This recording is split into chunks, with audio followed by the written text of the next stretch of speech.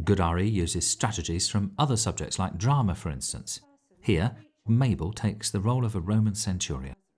Because I'm going to tell you a story of a Roman centurion from 2,000 years ago. Mabel, the Roman centurion.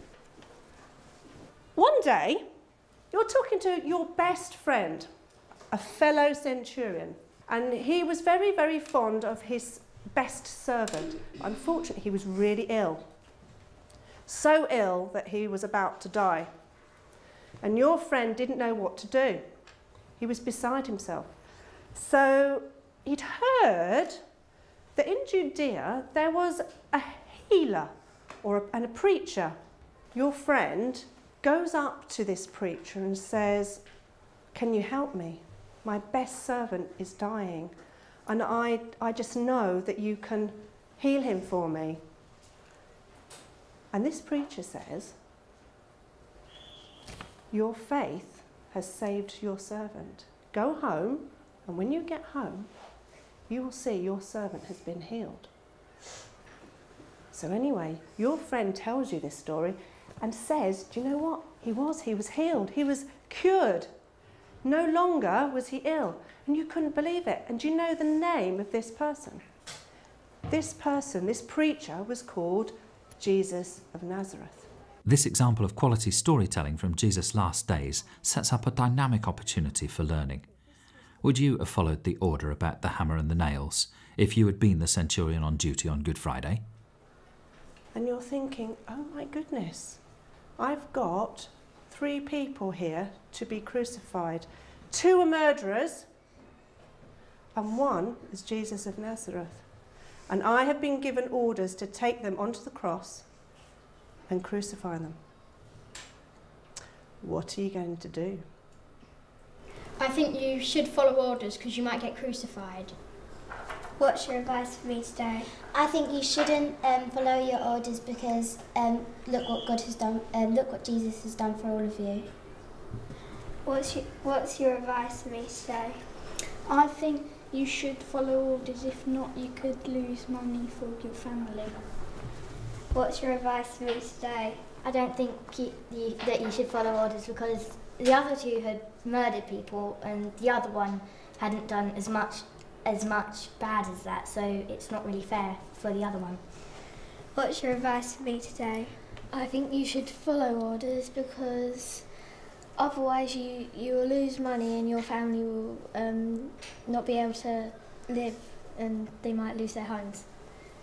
What's your advice for me today? I don't think you should follow orders because I think you should go by what you think. What's your advice for me today? I think you should follow orders because you would lose your job and all your money. What's your advice for me today? I don't think you should follow orders because Jesus has helped your friend and then you can help him. What's your advice for me today? I think you should follow orders because he must have done something bad for the Pilate to say that you should crucify him. What's your advice for me today? I don't think you should follow orders because this man is innocent and he has done nothing wrong. They've given you all the advice saying what would happen if you didn't follow orders and all the advice if you did follow orders, but what do you think you should do? I think that I shouldn't follow the orders because he's innocent and he hasn't done very many things wrong, but then I'm not sure. What aren't you sure about? Because my family might suffer. What would happen if you didn't follow orders and you set Jesus free? What might happen then? Something might happen to my family, or I might... What would happen to Jesus if he wasn't crucified? He could help me. He could help you? How could he help you? Because if he had saved someone's life, he could maybe help me and my family. So, right, so he could actually save you. You're going to trust your conscience. Yeah. And then actually hope that Jesus you have faith in Jesus to help you. Yeah. Right, that's very interesting. Thank you very much. Okay. What I'd like you to do now is go and find your seats, and I'm going to ask the rest of the class what they think.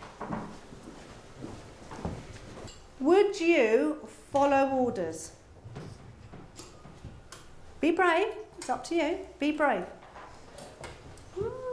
Okay. Slowly more hands going up. Right, hands down. Thank you. So who wouldn't follow orders and would follow their conscience? Very interesting. Okay, excellent. Teaching about Jesus' last days is core content for RE. But to be good RE, it needs to be more than storytelling. Here, pupils have become dramatic interpreters and ethical learners. Good RE makes connections all the time between learning about religion, the content, and learning from religion, the relevance. Here, the pupils start to engage for themselves.